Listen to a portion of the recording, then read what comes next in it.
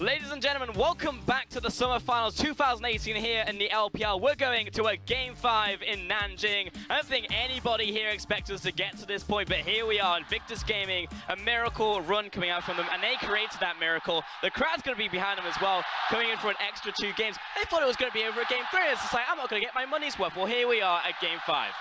I can't even hear what they're chanting. Clement, what is it? Jayo. Oh, okay. Yeah, just very loud. Yeah, there's just, they're staggering it a little bit. There's RNG fans going through it. There's IG fans going through it. But the thing is that everyone is so nervous. We thought this was a done deal at Game 3, but you can feel right now the atmosphere is different. It's floating. There's a lot of uncertainty around here. Yeah, it felt like about halfway through that game, you started to see the bloodlust come out of Invictus Gaming, where they themselves found the belief of, we can do this, we can take them down, and just the momentum and confidence shift about halfway through Game 4. And Invictus Gaming have found their final form, but RNG maybe haven't found theirs, and it's a strange thing to say heading into this late, moving into a potential world run for them, a deep world run at that.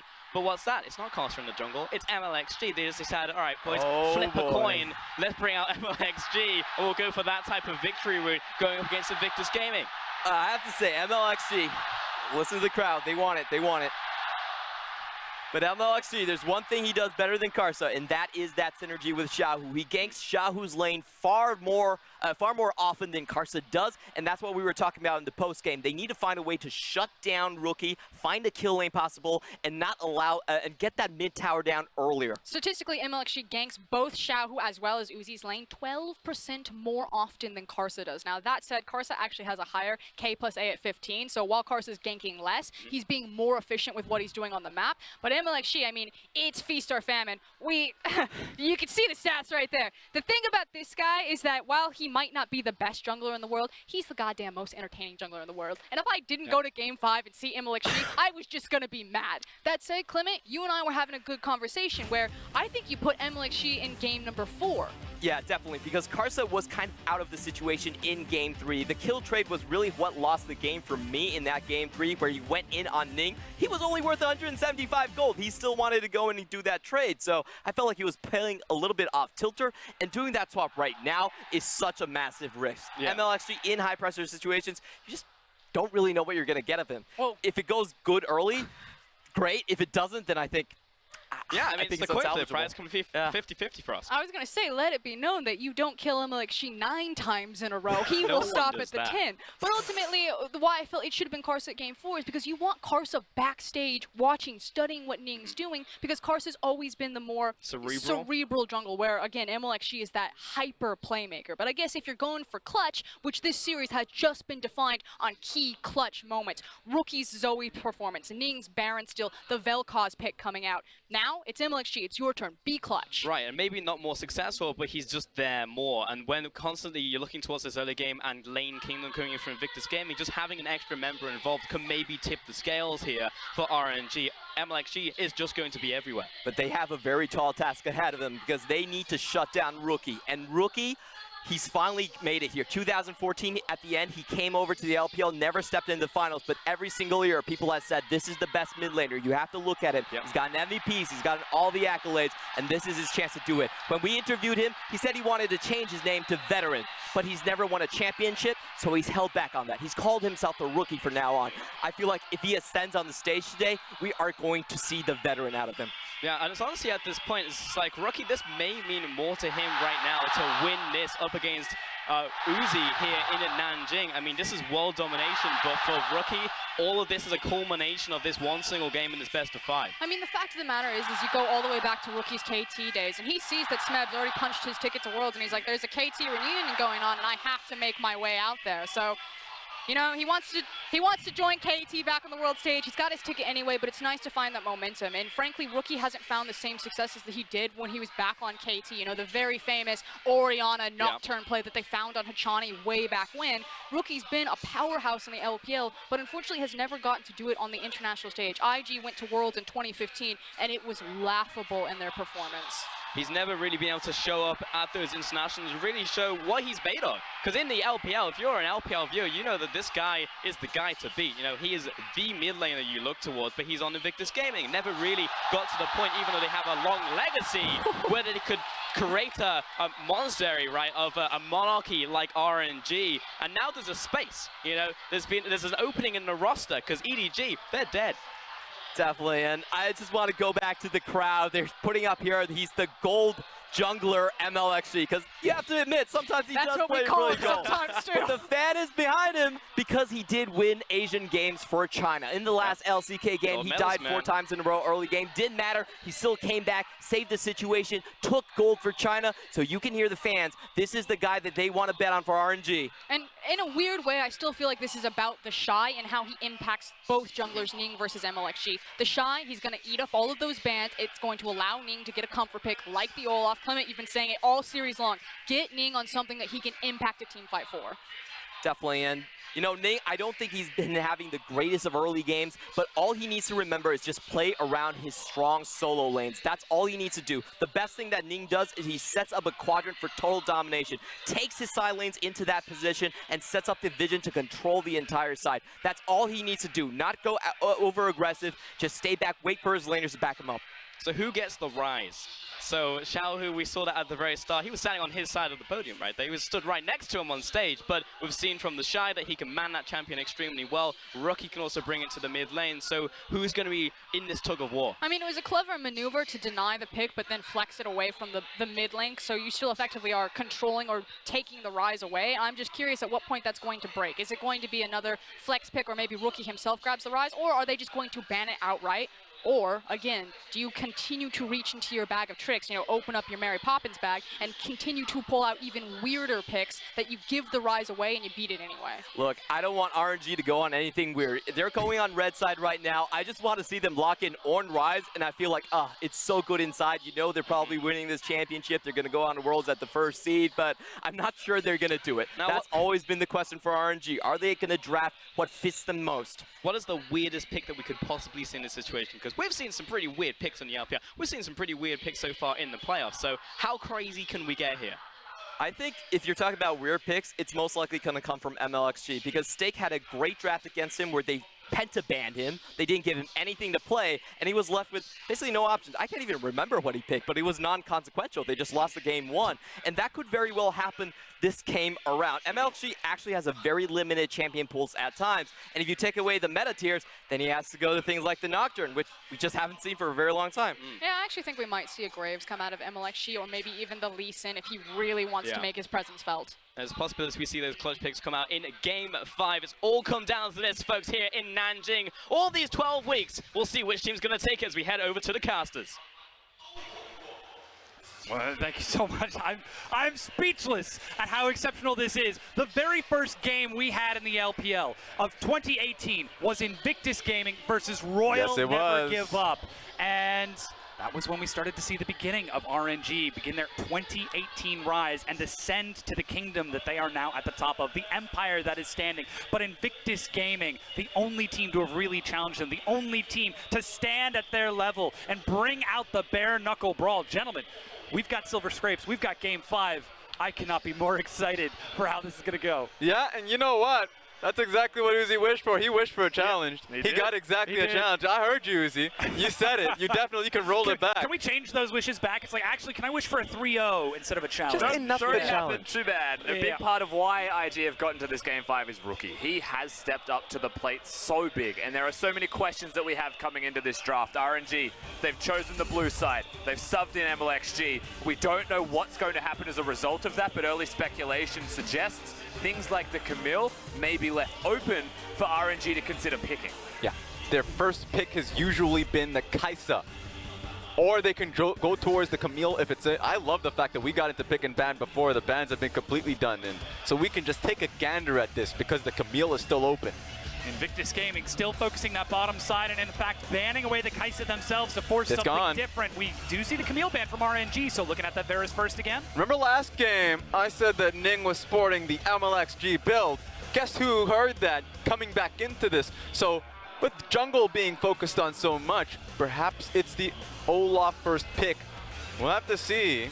Let's not the Kaiser, but the Varus is still up, and that's the thing. RNG, they're usually the team that will first pick it. So the way I see this, they take the Alistar, they say, IG, you can have that if you want. We have an answer ready to go. And we have to remember how Gragas was the answer for RNG in Asian Games esports demonstration event that was banned away by Invictus Gaming. So they are still prioritizing shutting Ming down, keeping him off of engage and setup to give space for Uzi. But JackeyLove, as you mentioned, looking at that Varus right away, going to try to bring it back in Game 5. They're burning down the time just thinking about what Uzi would pick here. No Kaisa available to him, no Varus available to him. Time Kench gets picked away, and usually the pick into the Alistar is the Braum. If they get a Braum here, we might see an opportunity for a Vayne pick. The Braum pick could be big for them for certain. It depends on where they want to prioritize their support. They know that the Alistar is locked in, so they don't need to reveal the support yet. They prioritize their jungler. They prioritize Ning getting his Talia. Now, the big thing with this Varus, 100% of the playoffs games, banned or picked away from JackeyLove. Hasn't been given the choice at all, and for good reason. It's his most comfortable champion of choice. I feel like RNG may ash into it and kind of repeat what we saw before, but they have the answers ready if they want them. Xayah could also be a very strong answer. Excellent wave clear, great chase potential, and plenty of survivability. The timer runs down, and it is locked in. Again, bottom lane focus from Royal Never Give Up. And the Rise follow-up. Xiaohu coming strong in Game 5. There we have it. I mean, if any questions were coming through about what the pick would be, Rise locked in blind. Doesn't matter if Rookie is going towards the Vel'Koz. In fact, they do it last. So they force them to either pick the Braum, Vel'Koz, or one of them are getting banned in second phase. And I wonder if they consider flexing that to let me, because that doesn't seem like an RNG thing to do, and not in a Game 5. We have full expectations that that top lane pick will be a tank. Maybe an Ornn, maybe a Sion, something of those likes that can contribute to the team fighting. So RNG can play front to back, can scale to the late game, and can hit that big moment perfectly. IG are the ones who play the carries, but anything is possible for Let Me lately. And now we're looking at what MLXG can bring, as it's a double jungle ban from Invictus Gaming, coming in to try and save RNG from a reverse sweep against IG. What has he got in his bag of tricks? Now, we've seen a few special picks from MLXG during the regular season. The Lethal Tempo Nocturne is what he came out with not so long ago, and everyone else just started, piling on in with that. Olaf is still there. We've been echoing that. I already said Nocturne, just anything that looks to dive into the Talia, because while Talia gets onto the map faster, dish out quite a bit of damage. If she gets leapt on, she has problems. And that's the risky thing here. For Invictus Gaming, Vel'Koz, whilst it's good for the laning phase against the Rise, if they just look at that and they say Olaf's the way to go, then you can't afford to do that. So what I respect here from IG is that Urgot can go between two lanes. I would expect it's the Shy that picks it up, but they save knowledge of what the jungler will be for Rookie to have a better laning experience. And IG, despite being put on red side by RNG's side selection. Oh, find that Urgot. There's the Nocturne. There it is. There's the Ornn. It's an all-in composition from RNG. Chips on the table, boys. What have you got? Nocturne was his pick in the summer split. And so for me, what we want to see is Ning get out early. Track the Nocturne early. You need deep rewards in that jungle, or he's going to hop on you level 6. But I really want to know what Rookie's going here. The Vel'Koz could work. The Zoe has been popping off on. The Chase is what he's going to switch to at the last second. The Urgot and the Jace can go between both lanes, so it's entirely up to them as to where they would like to put it. Rookie with the carry pants on, but picking an early and mid-game type of champion means they want to do this early. Invictus Gaming returning to the style that has been so strong for them. Lane Kingdom. Since Worlds last year, they have been wrecking teams, and though they didn't get to show up on the international stage, everyone knows who they are. They have become household names, but they have yet to claim a title in the LPL. Now they stand before Royal Never Give Up, one of the strongest teams in the world, in Game 5. And I feel like that Invictus Gaming learned a few lessons when they went up against JDG in a Game 5 setting, because that was a scrappy one. And this game almost forces you to do that. IG, Rookie, Ning, Talia, and Jace, that's what they want. they're going to be forcing the Nocturne out early. If he comes out early for a fight, he may not be able to come back alive. And the stage could not be more set right now. RNG looking to continue their run of dominance. IG ready to unseat the Kings. Coming into a game 5 with comfortable champions, with strong champions across the board. The styles, we know what they are for these teams. And when you watch them collide on the Rift, you know exactly what you're in for. But it's absolutely brilliant either way. Just one game is what he gets in the finals. And he needs to be able to make it count. Clutch is what Frost said on the desk, and that's the chance that he has. The gold medalist himself, MLXG. This is the roster that defeated the best team that Korea could offer. This currently is the best team in the world. And Invictus Gaming are neck and neck with them. Speaking to the strength of the LPL, to the power that we bring, it all comes down to this. One final game. Royal never give up, chasing the golden year against Invictus Gaming, standing defiant in the face of Kings. Can they bring them down and begin their own empire anew?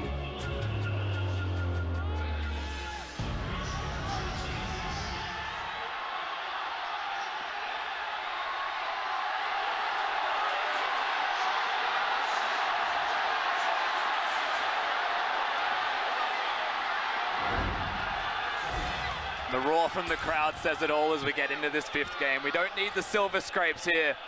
We're straight onto the Rift. The action you would expect coming into a 5th game, maybe slower pace. That's what a lot of best of 5 series bring about. You get game 5, you get team fights. You get slow scaling games in the late game. But I have a feeling that IG is going to see that ideology and throw it out the window. They've picked the Jace, they've got an Urgot. They are looking to start this one off strong, as IG is always want to do. It's a good level 1 from Invictus Gaming too with the Braum, so you'd expect for them to just run on in.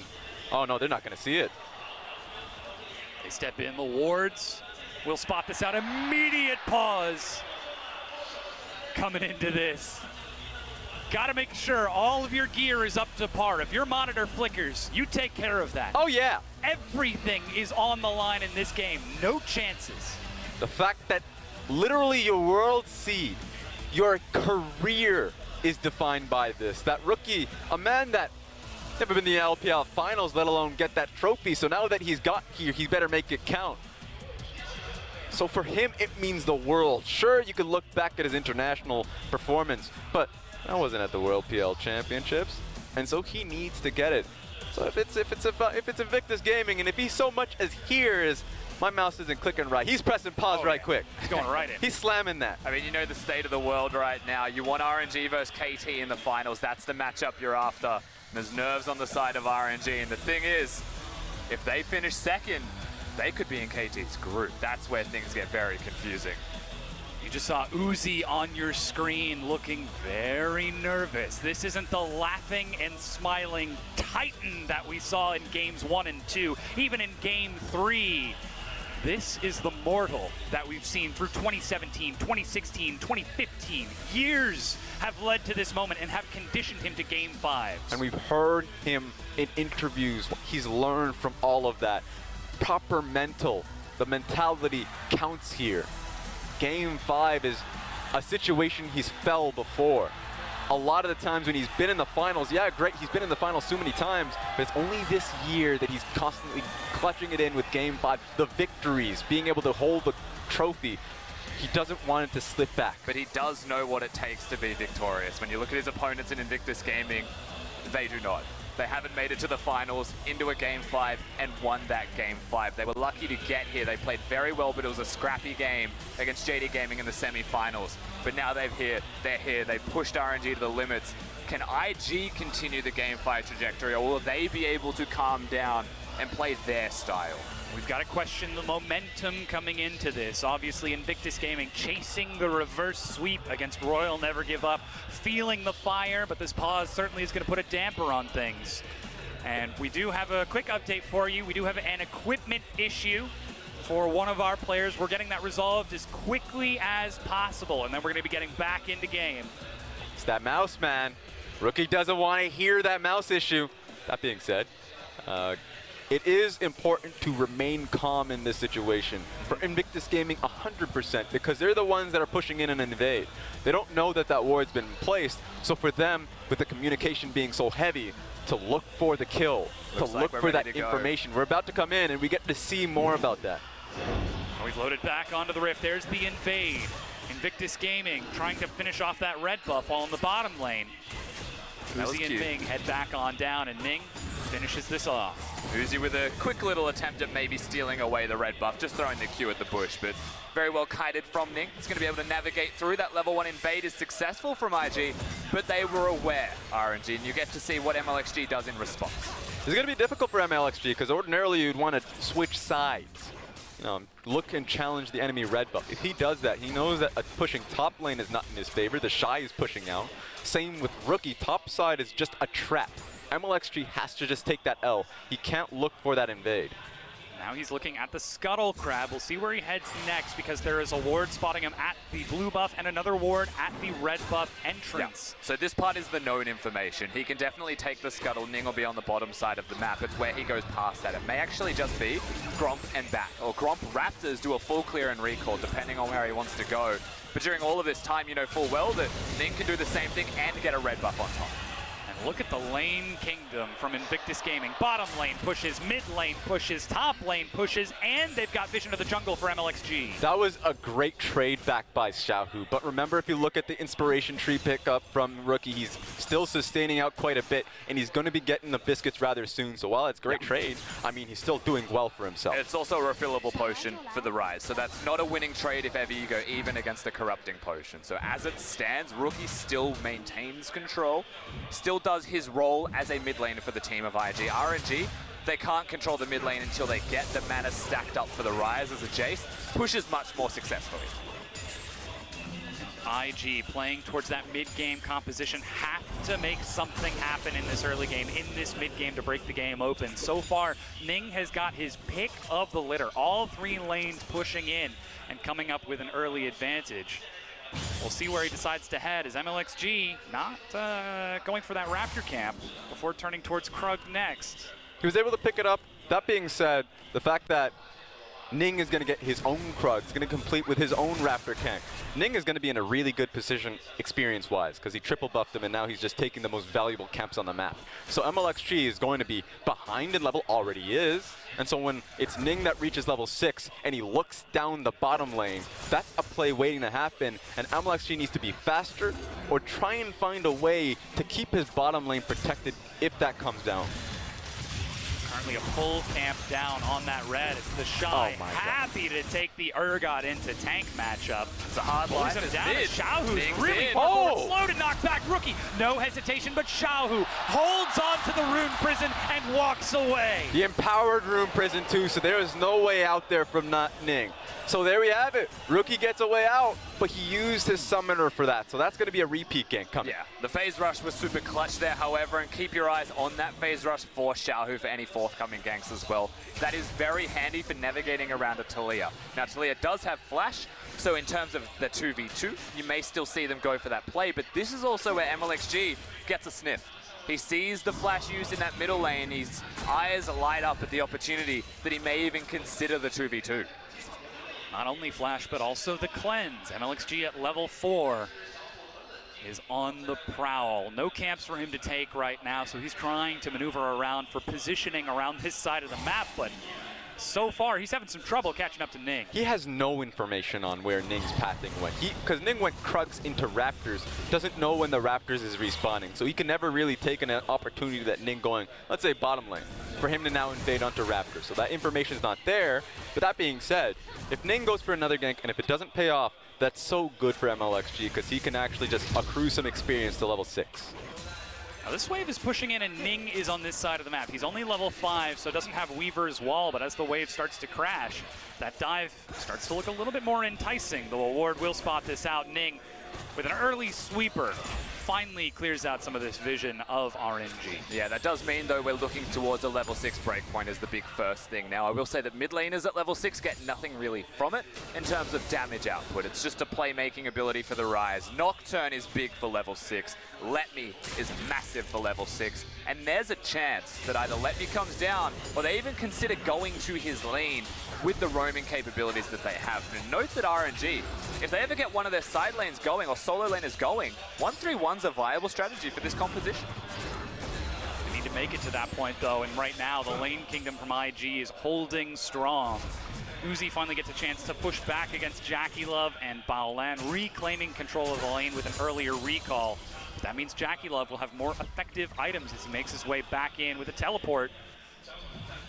And it is Vamp Scepter boots. So once again, Jackie Love taking the safe approach in lane, whereas Uzi clearly going the aggressive. Yeah, he has to go towards a Blade of the Rune King, so having the Vamp Scepter and then doubling, putting down the control ward is what I like.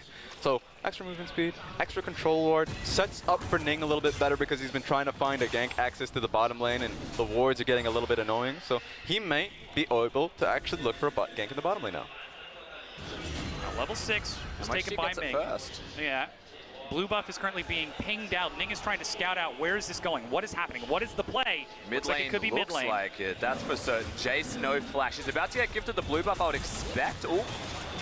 If it doesn't reset. No, we're going to get it. Yeah, Oh, no. Rookie was on the way, but just a little bit too late. They're still staying for this, though, but there's a lot of worked ground. But 4 members of IG are here. But let's call it a blessing in disguise, because we add how many seconds to Rookie not being mid lane, where there was a Nocturne and an Alistar waiting. Now Alistar goes mid lane, the play's diffused. They were going to drop ship him in with the Rise now up. They're in. Ning is looking to chase up onto Let Me. Call of the Forge God is ready, but This is a long road.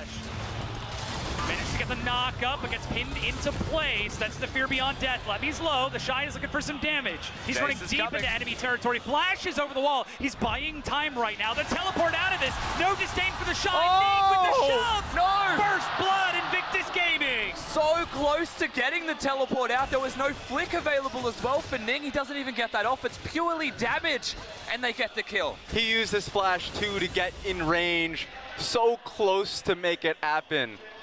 I was about to call him a Frenchman. I was trying to call him Soaz on that one. He was so close. But IG collapse and slow Let Me down on that Ornn in the top lane. The Shy gets the chance to push, and no teleport means a lot of minions missed, but luckily it is a cannon wave. And MLXG, good guy, is there to soak the experience in gold in the meanwhile.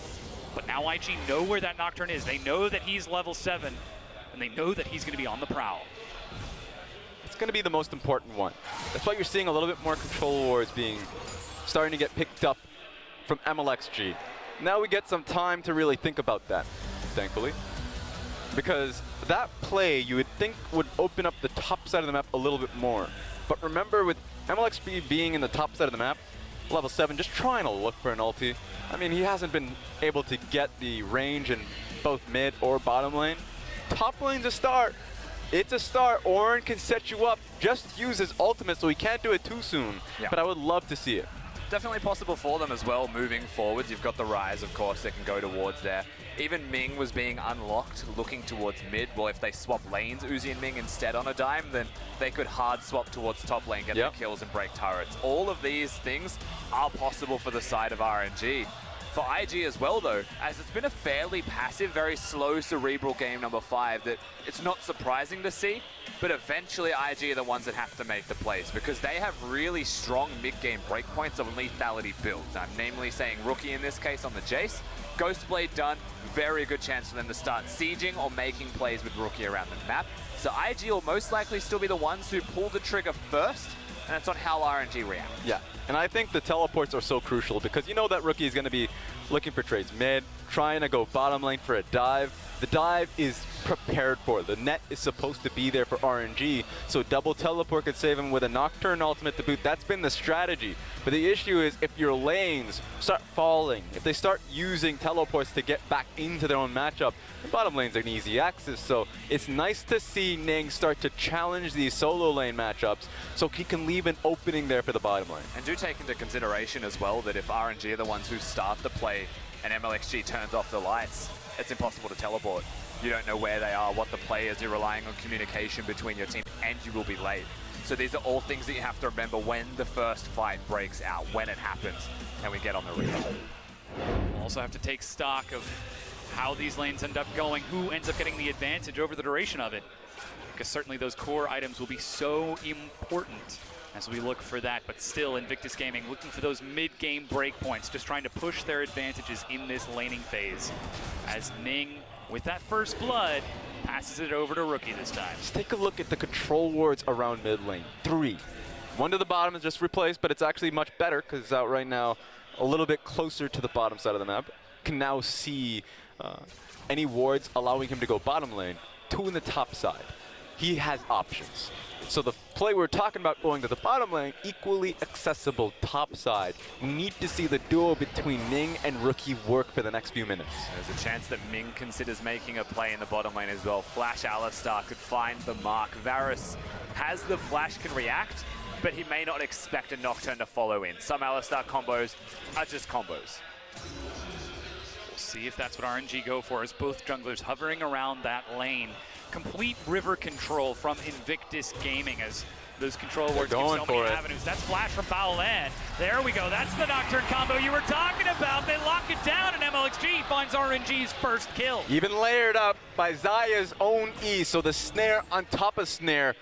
Job well done to kill out Baolan. And it's just a kill secure in a very smart position. It goes towards Uzi's lane, and MLXG is the one who picks it up as well. So matching the strengths of Ning currently on the Rift.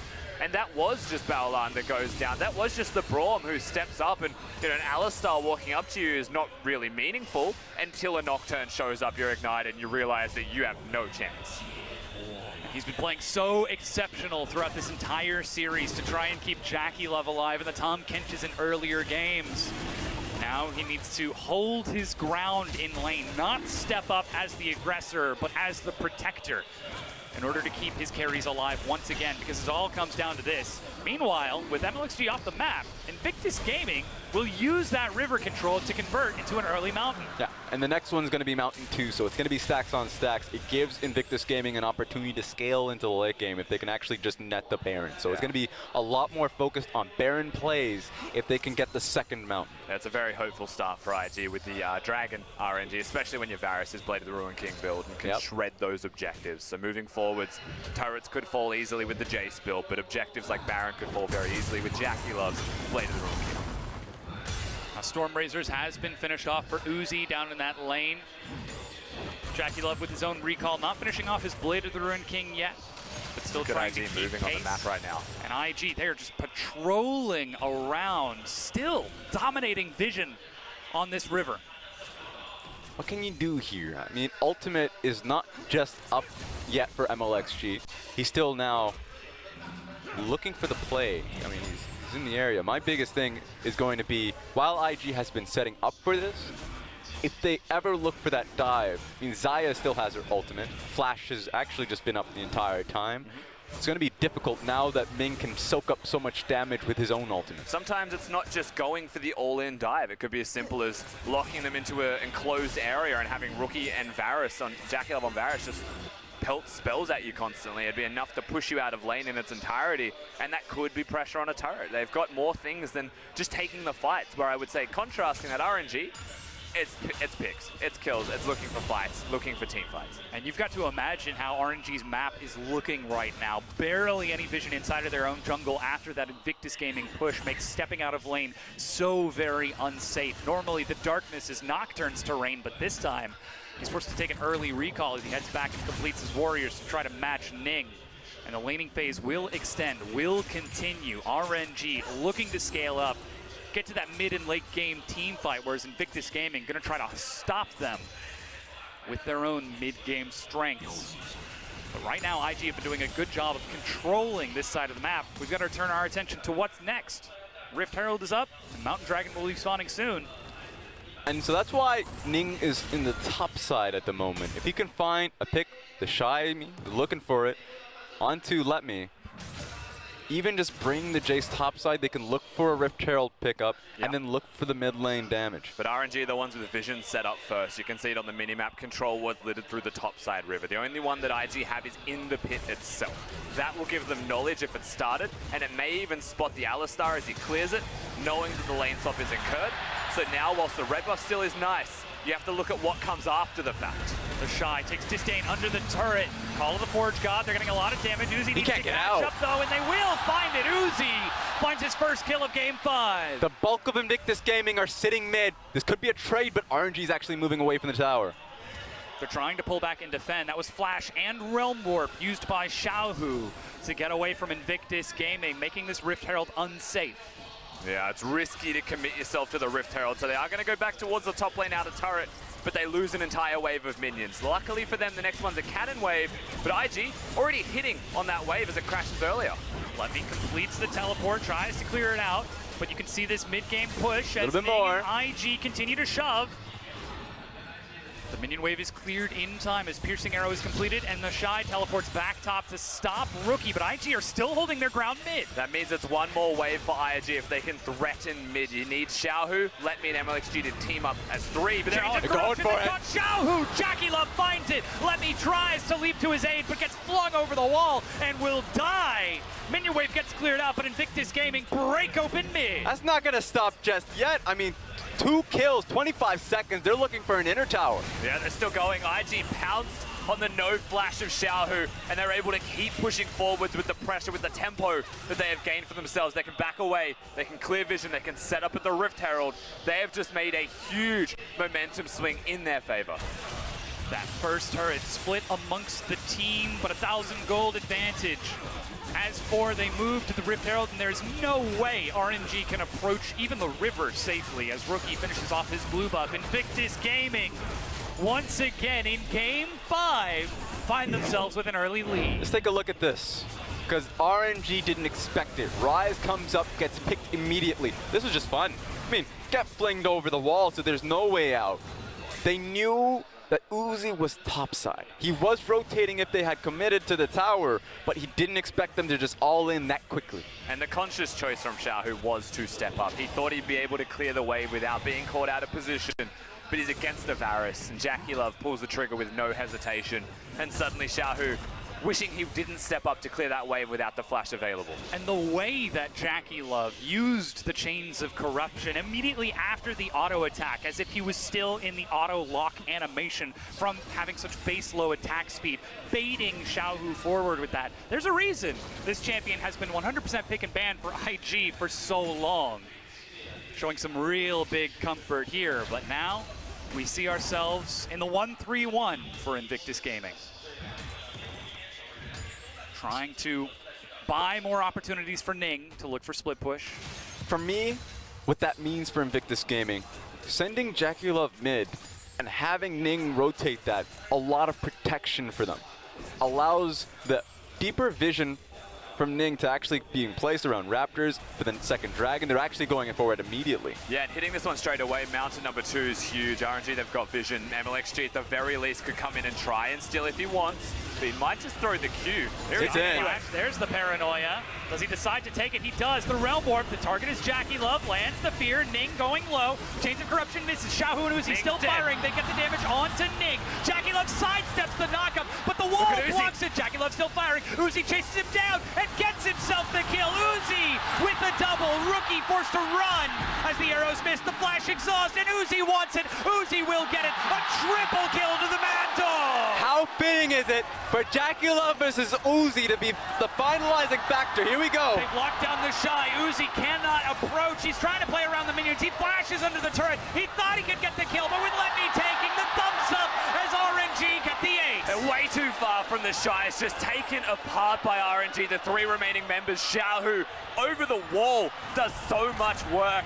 RNG, they get the fight that they needed, and they set themselves up to succeed. Yeah, and on top of that, it was the Ornn ultimate that really split up the fight and allowed Uzi to get the 1v, or at least the 2v2 that he required. This was fun. Jump right in. And it was just such a sectioned off team fight. You can see the 3 members of Invictus Gaming on the bottom lane. You already talked about the Rise damage coming through. Or an ultimate, forcing Jackie Love back. And it was that 1v1 where Uzi was able to net it and come back for the kills. And the craziest thing about that fight is the Baolan, he flashes to block the Ornn ultimate, which gives access to the Feathers, which gives access to Uzi to get his maximum damage combo off and takes down Jackie Love with it. Very tragic stuff here from IG, but really, you look at RNG now, you press tab, and you're like, that's a 4-0-3 Zaya. That is a big Uzi right now. 2 full items and 2 minion waves ahead of Jackie Love right now. The Mad Dog chasing his 2nd crown in the year of the dog. 20 minutes into the game, and Invictus Gaming's momentum has been completely stalled.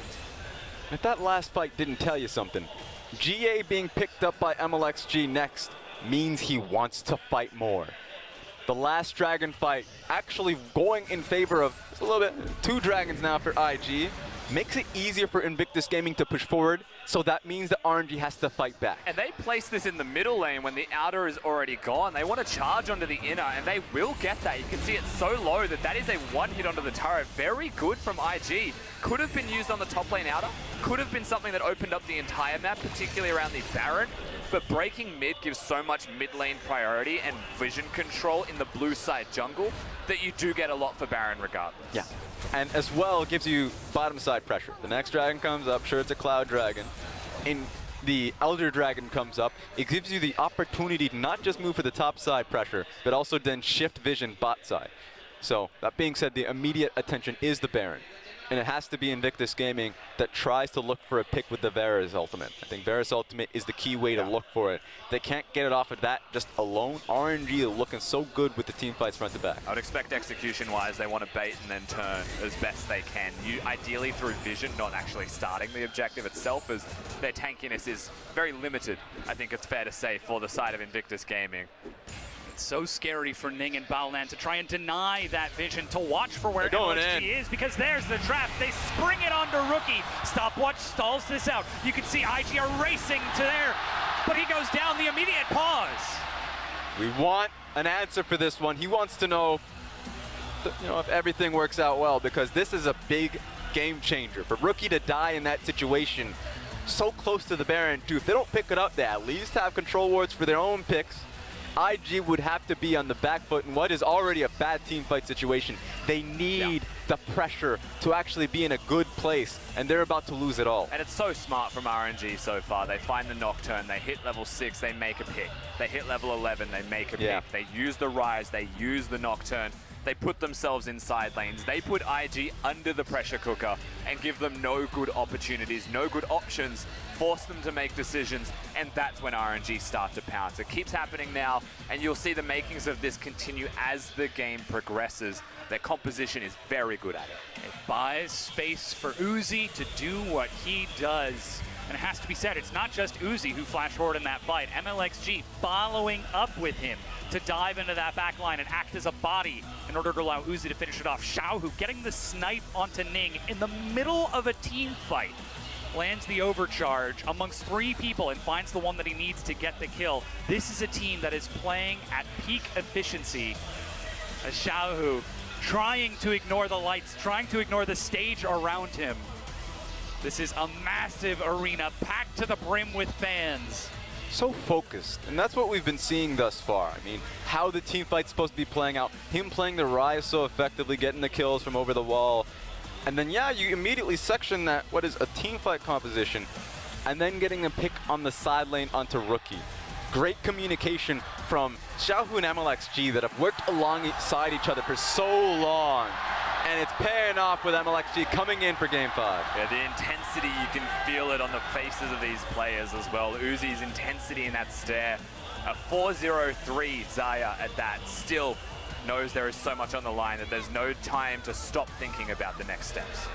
And look at that Rookie, hands shaking as he's waiting out this pause, trying to get to the duration and get back into this. We did have an in-game issue with Baolan. We're going to try to get that resolved as quick as we can to get into this Game 5 and close out the day because this is Rookie's second final. This is his first time in the LPL that he has made it this far, but you have to remember, his first split in pro play, he was the LCK champion with KT Arrows. That's true, and he always wanted to chase that. Come back with that, expectation that was on you. Having the finals experience in the LCK, bringing your talents to the LPL, and never being able to make a final hurts.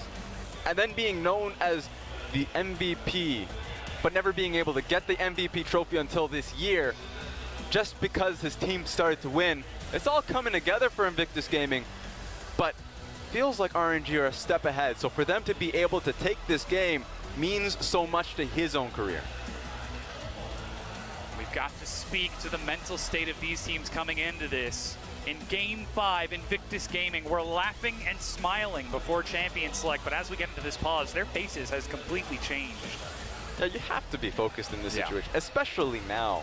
If you look to what Rookie was thinking, remember, he's the one that dies in this situation. So he's trying to think of 1,000,001 situations that they can get themselves out of this. So while he's not communicating to his own team, he's trying to figure out what he can do, not just in-game, but just being able to tell his team once the pause comes out what the next steps will be. And remember that these players, for a certain amount of time, aren't even allowed to communicate. They're not allowed to talk to one another. They just sit there and they brew. They think about what's happened. In the case of Rookie, he's just died. So what are the next steps for the IG as a team? That's all he can really think about. It's no point in saying, I'm sorry, as it has already happened. You have to think forwards. Got to keep your focus in this. And this is where we look at the experience of the RNG roster. Letme, 23 years old. MLXG, 22. Xiaohu, 23. Uzi, 21. These are players who have been in the LPL for years. They have been conditioned. They know how to deal with the weight of this scenario. But Invictus Gaming on the other side, the Shy, he's 18 years old. Jackie Love, this is his first year at 17 years old. These are young guys trying to stand up against the best team in the world. That's why community pressure feels unwarranted on talent like Jackie Love, because for him, 1 year in, this is his rookie season, and everyone's expecting him to challenge the best. Challenge Uzi. Yeah. That's rough, dog. I'm honestly sure his regular season has been great, but when it comes to crunch time, you can't expect a man like this to be able to do it against the best in just such a short time. So I'm actually pretty happy that he's on this stage and he's fighting back. There is confidence in him. And while there are mistakes being made here and there, he's still willing to just jump out and make the same aggression. He's fighting back, but he is aggressive. And that is the key word, Raz. I like that you bring that up, because Jackie Love, to me, is a star. He's not a superstar yet of the LPL, but he is one in the making, as he has got a lot of potential behind him. In his first split of the LPL, he lost. IG were devastated, but he was the one that consoled Rookie when Rookie was breaking down. He showed, for a 17-year-old, an unbridled amount of maturity that you do not expect to see from someone like that, but that is only a positive omen. Comes into summer and is playing like the Jackie Love we know in the finals, and that is the biggest promise yet. He's only made a few mistakes in these series, but we have to celebrate how strong he is to play up against Uzi, the best AD carry, if not the best player in the world right now. Quick update for you folks at home.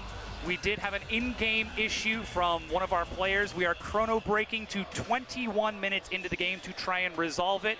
We do not know if that includes the kill onto Rookie, but we will be checking. We've got people looking into it right now, and it does include the kill onto Rookie. I just got it in. I was just about to say, because it feels like the moment he died, the pause happened. So even if it just happened a second, that means he has a chance. As they were in transit, we're going to chrono break. As he has 1 HP. No, give him another chance. That's good. I'm glad that it does actually include the death. That would have been very tragic if it had to be, a support player's issue that results in the mid laner getting caught, not happening at all. And you can imagine his response the moment he gets back into the rift, just turning around and flashing away to try and put some distance between him and the Nocturne. But we'll hopefully get that game started back up as quick as we can. That being said, it double hurts for RNG that set up for that play. That it was the Nocturne ultimate to the side, the Rise ultimate that was looking for the shot. And so that all worked because they were hidden. So now they know. If that includes the play, and we'll look at it once it comes in, then Rookie has a second shot to be able to get out of there. And sure, no, he's dead. He's dead. If he's dead, then thank the Lord, because you better earn that kill. They did a lot. Bless. Certainly did. But now Invictus Gaming, they've got to start thinking, what's the next step? How do we move forward? We're a mid-game composition in the mid-game. But Royal Never Give Up are giving us the fight of our lives. Yeah, I think that this should be great in terms of seizing control of the Baron area. It's great for giving RNG sole control of the game. Invictus Gaming have a good comp if and when they have pressure on the map, that they can look to move from lane to lane and siege on towers. And sure, they have a Mountain Dragon if they ever have that shot versus Baron, but that's not a given anymore. Right now, RNG have full control of this game 5. So now we're going to take a look at that kill once again, up to the 21-minute mark and 0 seconds. So there's the Realm Ward Paranoia. Clock is ticking. Yeah, 21, he is dead to rights, I believe, from that point. So yeah, 1000%. That's perfect, that's perfect. As the pause came out, actually, is when we're going to be chrono breaking too. Curious to know what the moment. But MLXG is looking very pleased with himself, coming in to be the clutch player in Game 5. And while everyone else is biting their nails, looking nervous and tense, he might be off to a Sunday stroll with that smile. That's why I like the fact that he's come in this late, because what is a bogged down atmosphere for RNG, losing 2 games in a row, just a fresh mentality is so crucial. And yeah, MLXG is going to be getting talks from this coaching staff of what to do, and the strategy definitely changed now, them prioritizing blue side. But I just love the fact that it's going to be MLXG that's pushing his team forward and giving them that shot, because you do need that change in attitude. Yeah, both junglers can, of course, be playmakers, and the big differentiator here is the choice of the Nocturne, where I don't know if Karsa wants to bring that pick out. It feels like that may be the difference between these players. Very confident choice of the Nocturne to be seen here from MLXG. Very confident use of the champions so far in Game 5. And it's so wild that it's MLXG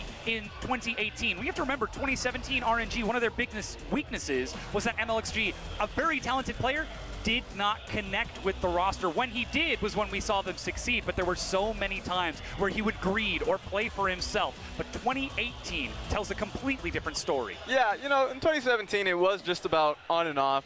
You would look at one week and say, well, MLXG is certainly the best jungler, and then certain other weeks where it's just not the case. And you're right, 2018, there's a lot more consistency, but the styles still reign true that Mr. Consistency is Karsa.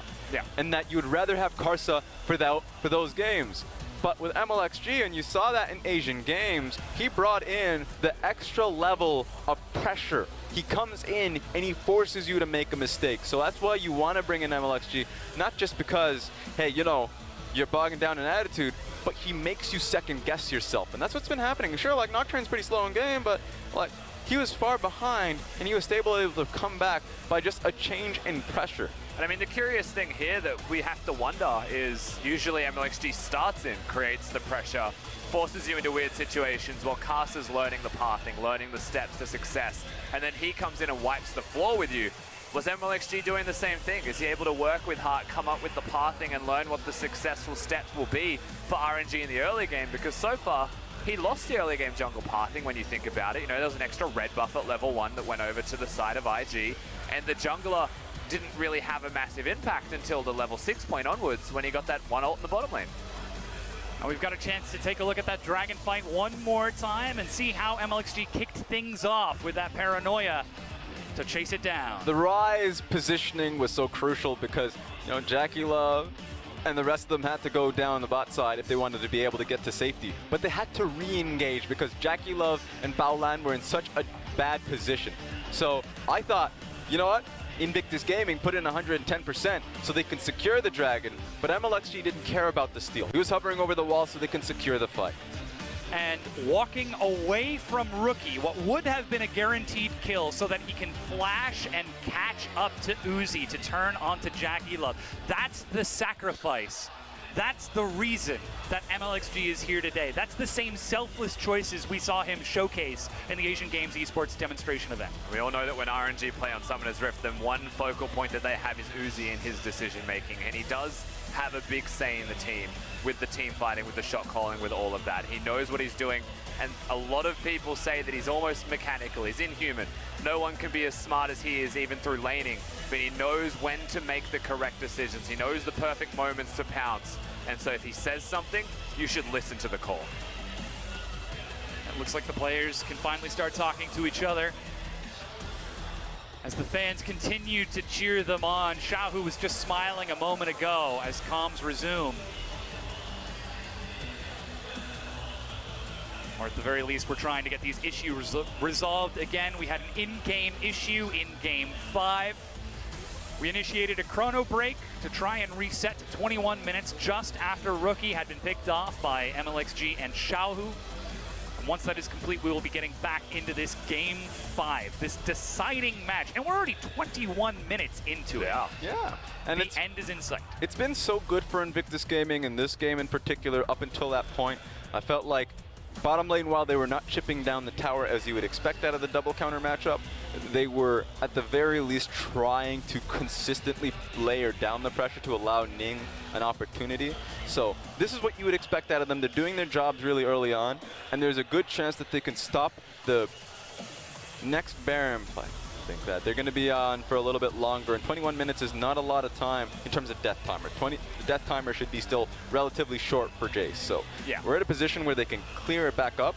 And remember, with the double Mountain Dragon that Invictus Gaming have, they're just one miracle play away from being able to get the Baron and have a similar situation in what happened in Game 3. Absolutely. I mean, the thing that you have to remember is they can definitely take the Baron quickly, but Jace is one of those champions that is very reliant on tempo and control. So if he falls behind and it feels like the Jace is now starting to fall behind, is a big focal point for RNG, then it becomes a little bit harder to make those plays, you know, to siege, to set up in a lane, and not just expect RNG to come at you with everything that they have and force the 5v5. Because, you know, after this pick, once we get back on, I don't know if RNG would ever consider just hitting the Baron straight away. It's too early. I think we'll have to look and see if maybe if Ryze has the blue buff, they'll consider it, but that's about it. Yeah. Otherwise, they'll just take the pick, maybe threaten the turret. Yeah, I would expect them to just put down better control wards around the Baron so they can come back onto the map at a stronger place.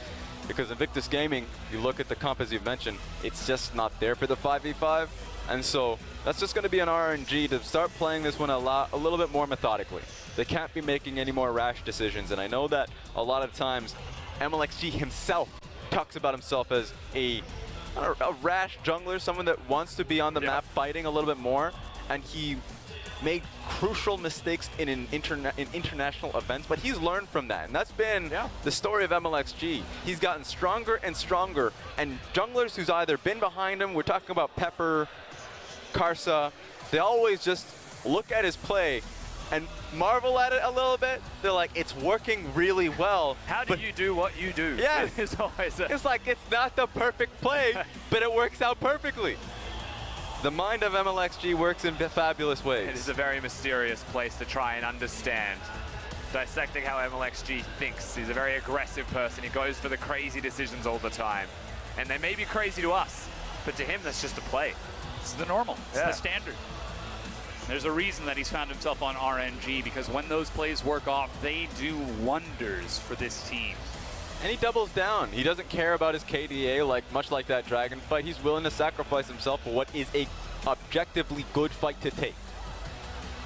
But now we're zooming back into the rift. Looks like the issue has been resolved. And there it is, Rookie falling down. Now IG was in rotation to try and defend him. Remember, the stopwatch from Rookie stalled it out. But you can hear the fan chants once again. Nothing actually comes from the kill. So to take stock of the game right now at 21 in, we mentioned it's double Mountain Dragons. IG, in response to Rookie dying, ran to top lane to defend it, which opens up the mid lane, but Ning's already there. So you can tell that there was already a plan. Everyone was thinking through what our next steps will be after Rookie dies. Nothing massive comes from it.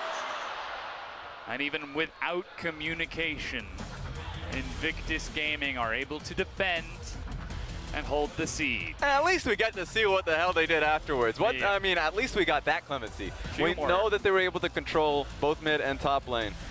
That being said, RNG, the one thing they get out of this is pushing lane. So wards are the really only big factor. They have base now, which means that they can get control wards and dart back to the top lane. It's going to be a very linear game, because at this point, split pushing is going to put your team at a detriment. It's not going to mean anything, because if you are not with your team, much like the Shy in the last fight going to the bottom side of the map, you will just lose. I think the one breaking point, the one consideration that I would have for the Invictus Gaming side of the coin here is if Jace veers away from full lethality in the second item's Blade of the Ruin King. Yep. You know, often Jace will get Blade of the Ruin King in his item build, but the question is, does he go 1 lethality Blade or does he go 2 lethality items into the Blade? And I think given how the game's going so far, if he goes Blade second, that could actually open him up into going to potentially side lanes, maybe looking for kills on the people like Let Me. And that's the question that you have to ask for Rookie, a player who historically has not found success under pressure in Game 5s. Only this year against Rift Rivals did we really see him come into his own in these high-pressure situations. And right now, all signs are pointing towards double lethality as Youmuu's and another serrated Dirk is on the docket, plus even more long swords to stack up. So he's still trying to rise to the challenge. Yeah, I gotta wonder if he's going towards the Duskblade with how handsy he's been getting in the skirmishes, or if he goes for Edge of Night. Edge of Night. There's 2 options there, and I think the Edge of Night would make a lot of sense because there's a lot of dive options, CC options from RNG, just to get himself out. Absolutely, I believe that's the place that he should go as well. So Edge of Night, I would say personally, is a better option. Duskblade for burst, though, depends really what you're after. Rookie's an aggressive player, put it that way. So as a stylistic choice, he may shift it up as he pleases. But really, when you look at his build, you look at who can he damage on the opposing team, the answer is Uzi. Everyone else has an armor item, so the lethality is not working in full effect. It's not a true damage build by any means. It's just good damage instead. Once again, getting this pause out of the way. Again, this is Game 5. This is the entire year worth of effort coming down to the next few minutes on the Rift. A single team fight at this point could determine the momentum that decides the entire game. And speaking of momentum, it's so disruptive for the players. Yep. You know, you have to go into a pause, you have to chrono break the game into 2 consecutive pauses afterwards. The flow of League of Legends, a lot of it is momentum. If you get a lead, you push the lead, you push the tempo. But with the constant disruptions, a lot of things get reset in terms of control, in terms of thought process and decision making. So through this disruption, could be a blessing in disguise for IG, given that the tides were turning in RNG's favor. It's very hard to definitively say. Yeah, at this point, there are too many intangible. At this point, a lot of the players, it's a disheveling feeling when you come into these situations and you feel like the game should be playing one way, but all you have to do is to focus on the reality and the situation coming forward. So for RNG, you just got to push past it. You're in a great position, so you just have to focus on one thing and one thing alone when the game truly starts. Got that late game scaling if they can make it that far. They've already shown us spectacular team fighting with this composition. Use your noggin. Just need to make it through towards that point if they want to close this series out. As Invictus Gaming still trying to stand defiant, trying to stand tall. But you already mentioned how important momentum is for these teams. And with that stalled out once again, Invictus Gaming with this mid-game composition might be starting to frown a bit. Remember that overall momentum does still belong to Invictus Gaming. You can see nerves visibly on the face of RNG, especially coming into this 5th and final game. On the verge of being reverse swept is a place that no one in League of Legends ever wants to find themselves. One of the worst feelings you will ever experience as a player on the Rift. So coming into this game, the disruptions, they're very unfortunate. But for RNG, it's a lot of time to focus on the game at hand, and they can pretend that the prior 4 games never happened. It's just the best of one. Yeah, you can't have those excuses while they may be valid. The reality is just that win. We're back on the Rift. We're going in for it. 23 minutes into Game 5. And if my ears do not deceive me, I believe we just heard that the LCK games have just finished. So welcome all new viewers to the best region in the world. You calm down. You where had to, didn't you? Royal Never Give Up are taking on Invictus Gaming in Game 5. And after all our pauses have been resolved, Dragon has spawned, Baron is on the map, and IG are playing towards the river. Even the Shy is on the way. They're turning onto the Baron. They've just been spotted immediately, however, RNG, whilst they're in position, let me even walking up the river on the bottom side from the Dragon. He's going to be in ult range in a couple of seconds. Knock up, Realm Warp. They found the Paranoia. Stun is ready, but they've left thing behind. He flashes back to dive into the back. Violated Jackie Lover the targets, and they go down. Uzi is free firing. The Shy tries to stand tall, but the Guardian Angel will be popped. Fear Beyond Death. Lemmy dives in as Rookie finds a blast, but MLXG survives. and Royal will never give up. Find 3 kills. And that's a fridge of a bodyguard. There is no way Rookie gets past Let Me in that situation. And RNG fires back. And you can hear the crowd, they're chanting RNG. They get the team fight they're after, and Mig on his Alistar is the one that kicks it all off. That's exactly what they're after, the kind of plays that will break the map open. It's Xiaohu pressing R, MLXG turning the lights off as well, and everyone just going in. And it's a thing that they had planned. There's a teleport right back in. Invictus Gaming are returning to the scene of the crime. Let Me is right there. He sees that this is happening, but the cooldowns aren't ready for RNG. RNG are going to be here in time. They need to be so careful, IG. That's the Weaver's wall. MLXG into the pit, tries to get it. No. Smite is a bit too late. Jackie Love gets it, but the fight breaks out. Let Me in the front, flashes away. Xiaohu dealing damage as Uzi starting to step up, but Ming is dead. MLXG goes down. Let Me with the knockup on the Wait a minute. He's firing. He's found 2 kills. Ning's back against the wall. He finds himself another.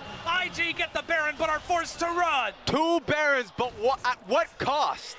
RNG has a wave mid lane, and they should be able to barrel it through. There was a world where MLXG gets that as well. That was so risky from Invictus Gaming. There has to be acknowledgement of this is where we're at in the game. We have 2 Mountain Dragons they've recalled. There is no time like the present to go for the objective, to make one of the riskiest plays that they have made in League of Legends. And they get the Baron, and I think they'll be just very happy that someone lived. Rookie and Baolan make their way out of the pit. Let's see that fight again. Ning tries to split it up with the wall. The Flash MLXG knew it's come down to this. 940 HP on the Baron does the difference. And Ning didn't even smite. That was not him using smite to secure that one at all. That was an auto attack from Jackie Love afterwards. And then you see Xiaohu and Uzi, they step up to the plate and everyone has to eject the arena immediately. Ning selflessly steps in front of the bullet and gives a second person their avenue out. Just feels weird. I mean, for Invictus Gaming, they thought they were winning the fight. They're in a position, I was like, it's looking good for us. We can take the Baron and the fight. But then you forget while the HP is getting dwindling from Let Me, MLXG, they're not the carries.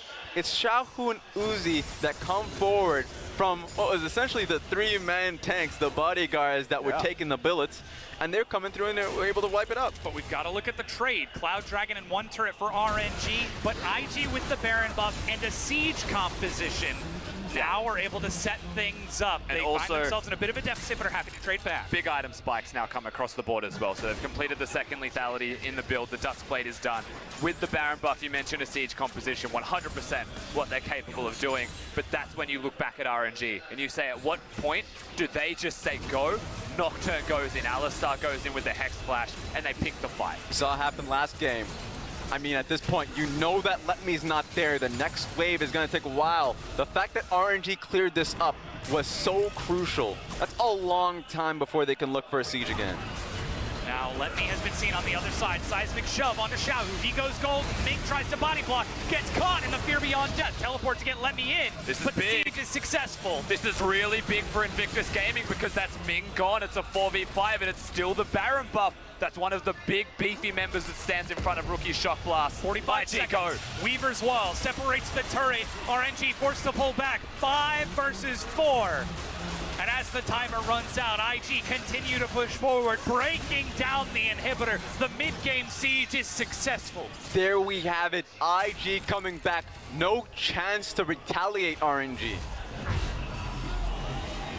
And IG with the risky gambit take the Baron, and just in time, only a single minion wave short of the full duration, break the inhibitor 3 turrets deep. We have our answer. Is the Baron worth losing 3 members and a turret? The answer is definitely yes if you break an inhibitor. 100% worth it because they actually stem the bleeding on top of getting an advantage. That's brilliant from Invictus Gaming, but it was brilliant off the back of a 50-50 smite. So they couldn't have made it more risky for themselves. But here we are, they've done the hard part. 3 50-50 smites in a matter of days, and IG just keeps coming out ahead. Throughout the regular season, they only lost 1 50-50 smite. They only got robbed of 1 Baron, and that was against Carson in the regular season. So for them to be so confident in these situations, they don't do it often, but when it happens, it counts. And I say they've done the hard part. I am absolutely lying because they haven't killed Uzi yet. I can't trust you. 6-0 at 7 right now. Yep. If you want to win this game, you've still got 1 big raid boss seconds left in front of you, and he will not go down without a fight. But that's the poke and the piercing arrow. Stop He's it. taken to the sky. Seismic shove flashes away, but he's already used everything defensively. Baolan steps up, builds the wall. Lemmy does as well. Uzi with the late cleanse walks it back to Shy. Look at her chase. Uzi still alive, but they managed to drop down Lemmy. Ming separated. The tanks are dead. Ming flashing over the wall, finally dies to Jackie. 2 necessary kills, 40 seconds on Let Me and Ming. This is tragic for RNG. And no Baron, no problem in Invictus Gaming. With the tanks gone, this is so easy to get access. Nocturne cannot afford to step up, but someone has to. Something has to give, or IG will just slowly win this game out. This could be it. They're pushing onto the inhibitor, and there's a massive minion wave building up top. As 5, they continue to siege. Uzi dodging everything for his life. It can't be. MLXG has ulti. You have Uzi still alive with Xiaohu. They have all the right members to take the fight. With Ning not having HP, it's not that easy, man. Invictus Gaming have to have one more fight in them. They can siege, but they can't dive as effectively. You get to see the fight here again, and it starts with Oh my God, burst stop it. from Stop Varus it. as well. Rookie's the one who starts it off. And as the fight happens, look at the Shy, because he has so much control. He bodies out Uzi with no summoners, with no capabilities to get in, and doesn't die. During all of this time, Varus, Blade of the Ruin King build, remember that, shreds tanks, and that's what they're after. Gargoyle stone plate on him, as you mentioned, just jumping through. Why not pause? Sepiamo, what's happening? At this point, it's looking so good for IG. The Shy, a team fighter, coming in. That was insane. I mean, you said they had to get through the raid boss. They were definitely hitting them. There's no HP coming right back. That was the most fragile raid boss I've ever seen. He doesn't have the range, and that's the problem. But Raz, this raid boss has an enrage mechanic, and they're getting dangerously close to that threshold. Uzi knows, you can see it on his face, it was his mistake in getting hit that cost his team so much. But now he gets the chance to reset once again as we find ourselves in our next pause. It's quite simple, he steps up 1 second too soon. He steps up before the tank line can be there to soak damage for him, and it means that he cannot clear the waves, and that's all it takes. We've said this about RNG.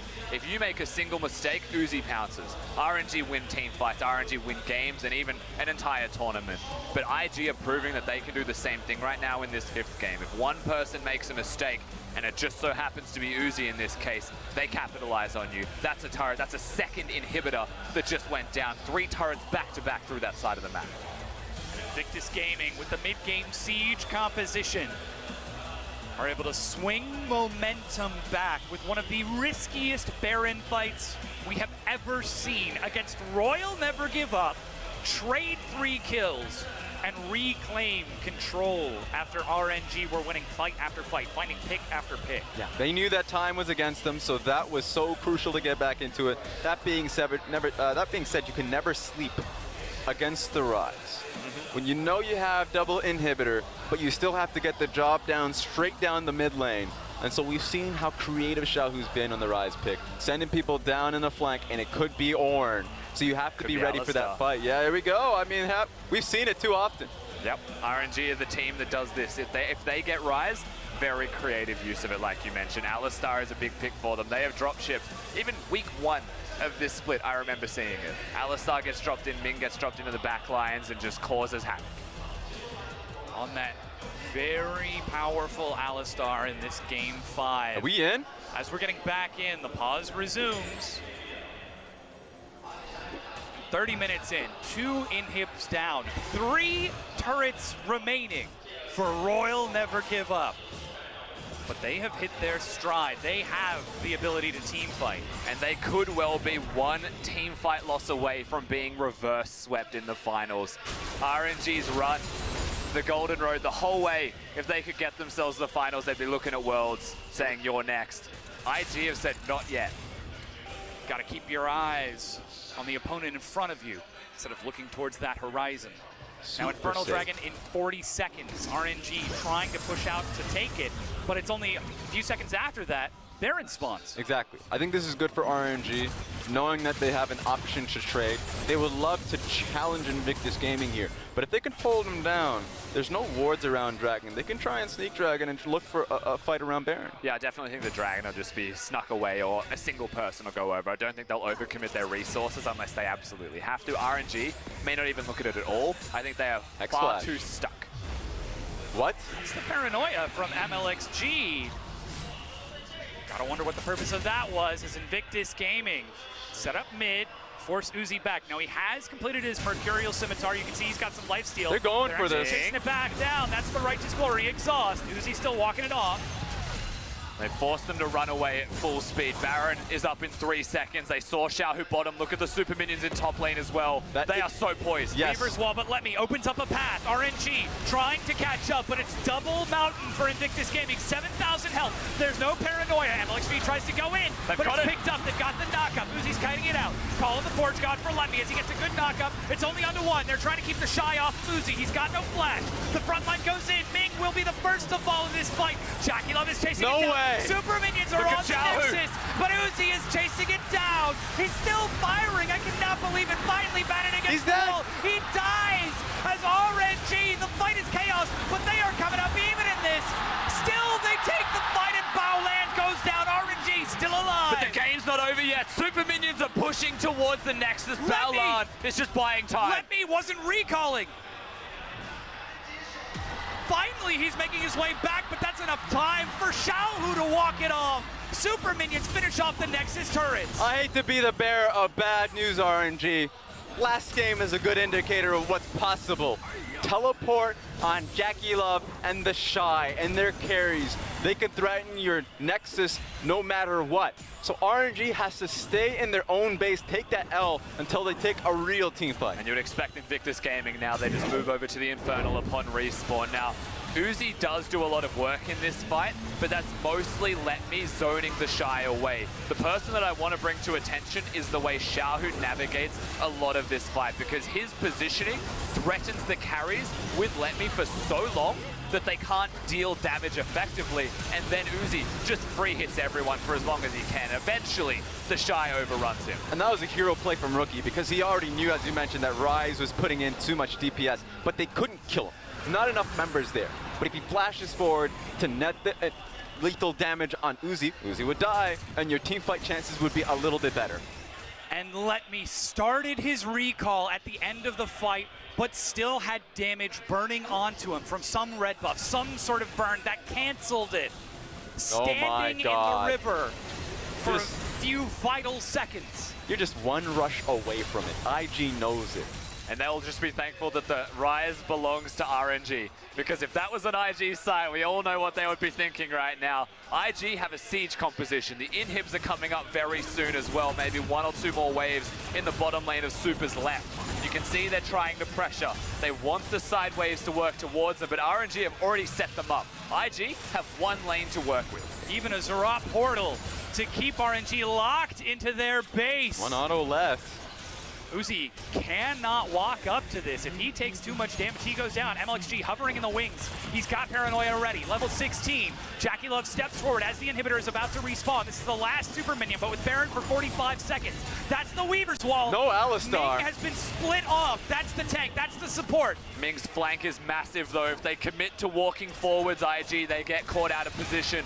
Look at MLXG waiting patiently as well at the mid lane turret. IG need to back away. They need to respect that they haven't set up a side lane. They haven't set up multiple minion waves. Yeah, they need to be calmed down. Top lane wave is strong for RNG, and the mid lane tower is still up. So at this point in time, playing a little bit too quickly, they thought they could have gotten it 1 fight away, but RNG standing firm. Invictus Gaming stand at the precipice of closing this series out. 10 turrets down, and it's only a 2,000 gold lead with a 7 turret advantage for IG. Uzi nearly at 6 items, 4 items on Xiaohu. MLXG trying to match with 3 of his own. Can Invictus Gaming do it? Can they forge their own fate?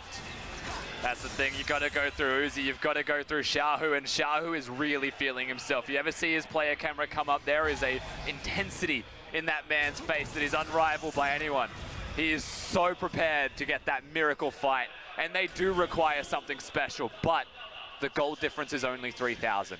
IG have control of the map, yes, but RNG are still strong. They are still well equipped to fight, and if you take a regular front-to-back 5v5, I think RNG would still come out on top in that. Remember, Steric's Gage is actually on MLXG, so the pickup is crucial. He stays alive a little bit longer. He can threaten the back lane a little bit more. With Sha, who is already doing it, that might be enough space to really count. So you're right. Team fight's there for RNG. It's been there for some time. It's just that Invictus Gaming have been finding really good poke on them.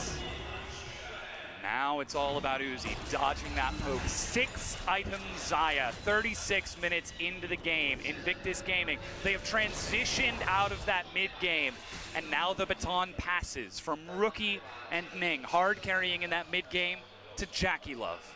Can he shred through the tanks fast enough? But RNG, they've got a moment. They've got the map opened for them in its entirety. Inhibs are up. They've got mid lane. They've been able to step up with a more aggressive stance on the map as well.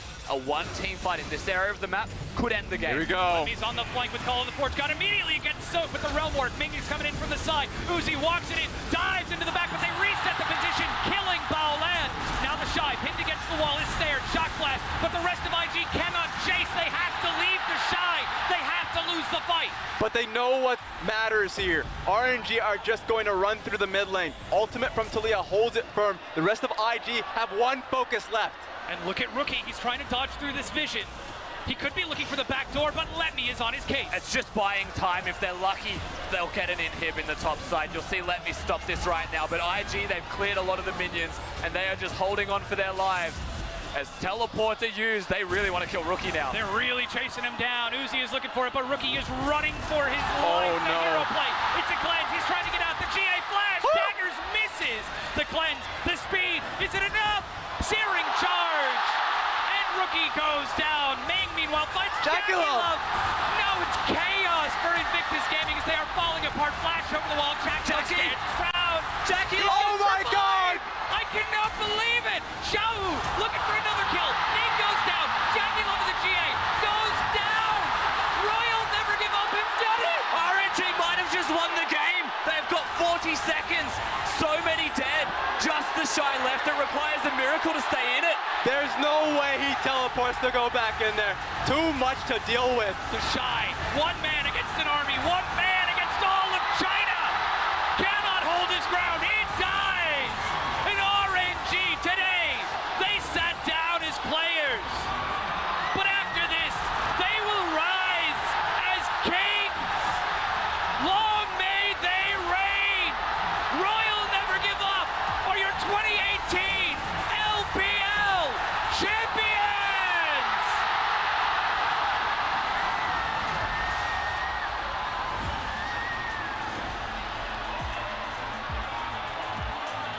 You could feel it, man. Uzi's camera when the kills came through. They had no idea how this game was gonna shape up. The moment they start coming through, emotions flowing out. They said before the day started, Uzi wants a challenge. He picks it up immediately. He was pushed to the wire, but they come out on top in the end.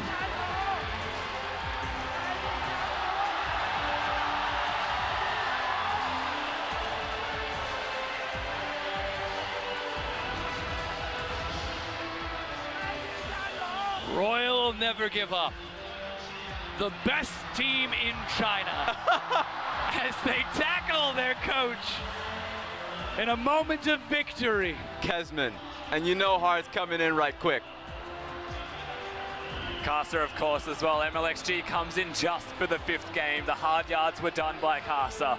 MLXG comes in and hits it home for the side of RNG. They unite as a team to get the victory in the end.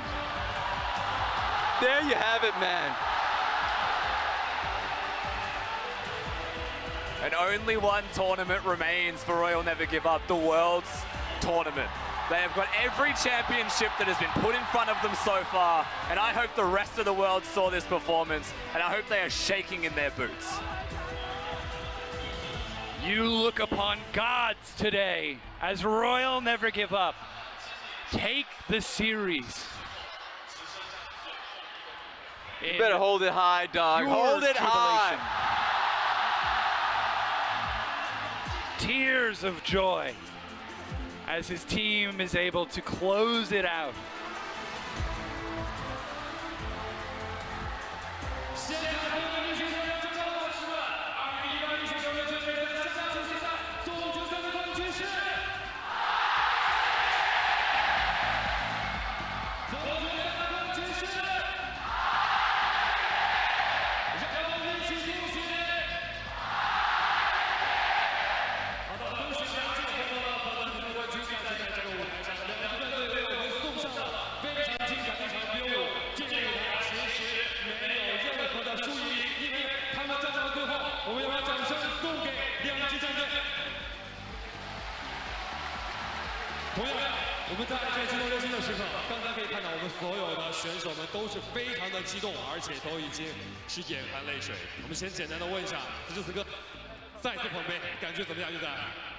因为其实我们真的这一年大家付出的努力特别多，特别是每个队员还有教练团，就是能够再次拿到夏季赛这个冠军，真的我们所有人都非常的给力，我很感谢我的队友还有教练。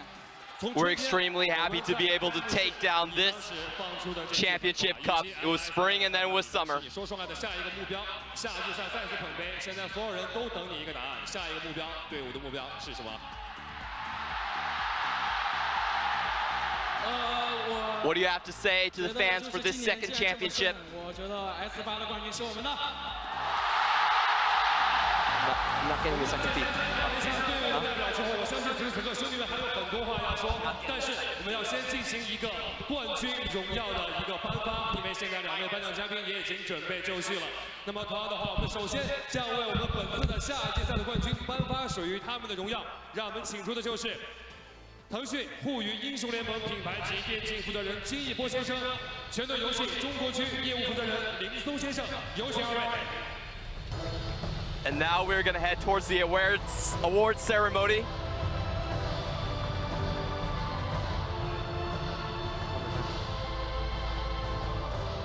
再次站在了这个舞台的巅峰，最终将要为他们颁发荣耀的嘉宾也已经准备就绪。同样的话，我们的冠军奖金也已经送到了台上，有请2位为 RNG 颁发属于他们的奖金牌。 同样，我们一起看一下前面，合眼留念，所有的召唤师们，给到他们一些呐喊声，好不好 All the fans, all the audience in the crowd, let's give them a round of applause. 好的，在这个荣耀颁发完之后，2位请留步，因为接下来的话，同样我们还是要共同来见证在本场另外一个激动人心的时刻。 看完了这个精彩绝伦的 BO5，每一位参与到比赛的都是属于所有召唤师们的英雄。但是我们的总决赛有一个总决赛 MVP， 大家心中答案，他是谁？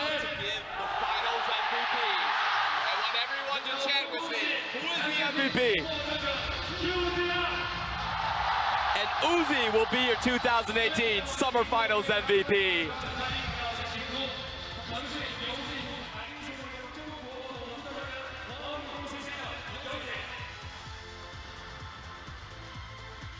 Everything going right for Uzi in 2018. He's still on the path towards the Golden Road.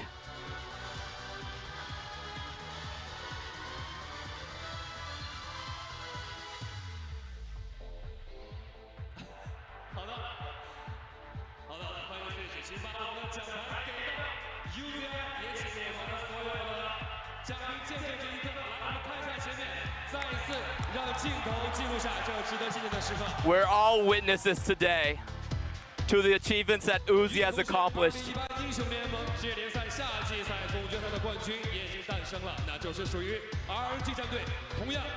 We now announce the winners, the champions of 2018 Summer Finals for the LPL. We also want to applaud Invictus Gaming for also making awards. There are no losers today. Invictus Gaming, they have worked so hard for this to earn what they deserve.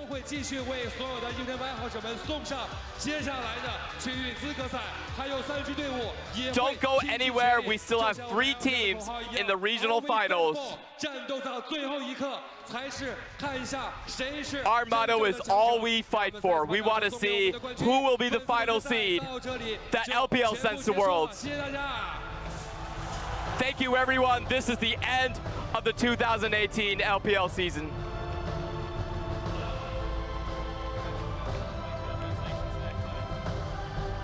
And there it is. Apparently it's just not possible to beat RNG. They are the unbeatable team out of the LPL in 2018. Came pretty close though. Uzi though, real casual about how he walked off the stage. First person to grab the trophy. Loved that they handed it to Karsa and seeing that emotion out of him. Karsa, one of the many players that we have in our league that has a dual title in both the LMS and the LPL. I believe Imp also comes to mind with an LCK title as well as an LPL title. Yeah, I didn't believe it could be a more star-studded roster, but after this year they picked up so many accolades, they just got even better, and they have literally ascended to godhood. It seems like it's impossible to bring this team down. The year of the dog, the golden year, the sky will be golden for RNG. And this is just such a massive year for the LPL as well. So many teams improving their rosters. Invictus Gaming finally going over the last hurdle to come here and finally make it to Worlds. We're happy for all of the players in this region. We've seen the rise of TOP, JD Gaming, Rookie, and Karsa coming over from the LMS. I was teary-eyed right there because this is what we came here for. This is what we came here for. We wanted to play in a more competitive region to really show what we can do, but we needed a better league. Lots of more talented teammates, and we finally found all that, like there's no leaving home, coming here, and it's just, it was all worth it in the end. I mean, that's the big thing. Karsa had the opportunity. He could have gone anywhere. He was with the Flash Wolves. He was winning time and time again, but he makes the jump. He says that he wants to win. I know that there was a huge bidding war for his contract, and he picks RNG because he wants to win championships, and he did that today. That was a good bet. He made a real good bet. I mean, this is the one year that you wanted to do it as well. Everything just came together for RNG. It could not have been better. Literally, the stars have aligned, and not even Invictus Gaming with Rookie right here, the redemption story. Not even that storyline could be enough to topple RNG. I mean, the nice thing is that if you're an IG fan, you can at least look at Rookie, you can look at the shot, you can look at Jackie Love. Every single member had their clutch moment this series. They took it all the way down. It was a chaotic back and forth.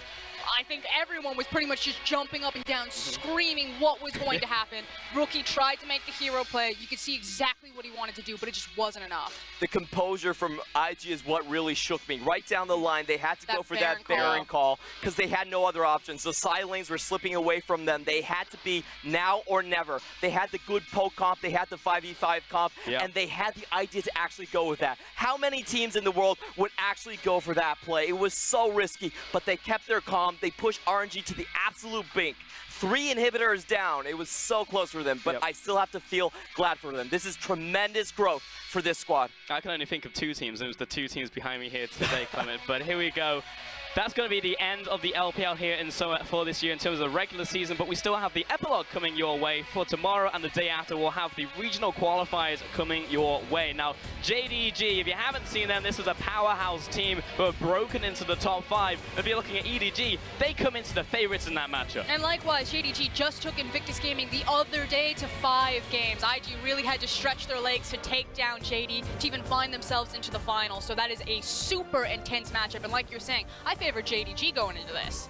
Definitely, I feel that way as well. And really, we've seen in the regional qualifiers that top lane is becoming more important. You can't just do the EDG style and forget about your top lane. Every single lane matters, and that's why Zoom and JD Gaming, they did manage to trounce EDG previously in the playoff bracket. But then there's also concerns for Rogue Warriors sitting into the higher seed for regional qualifiers. Because again, if we're talking about top laners, Zoom is clearly the best top laner in that bracket, and our Rogue Warriors are trying to figure out who is actually going to be their starting top laner. Is it going to be Holder or is it going to be Mouse? And for RW, that's a crazy storyline at the very end of the split, because they literally just came in like the final 2 weeks when everything's already locked down, and it's just like, oh wow, Holder apparently is just the best option for top lane now. Many questions as we head into the regional qualifiers. RW going to be that final boss. But guys, do you have any closing comments to round out this year of the LPL before we head to regionals tomorrow?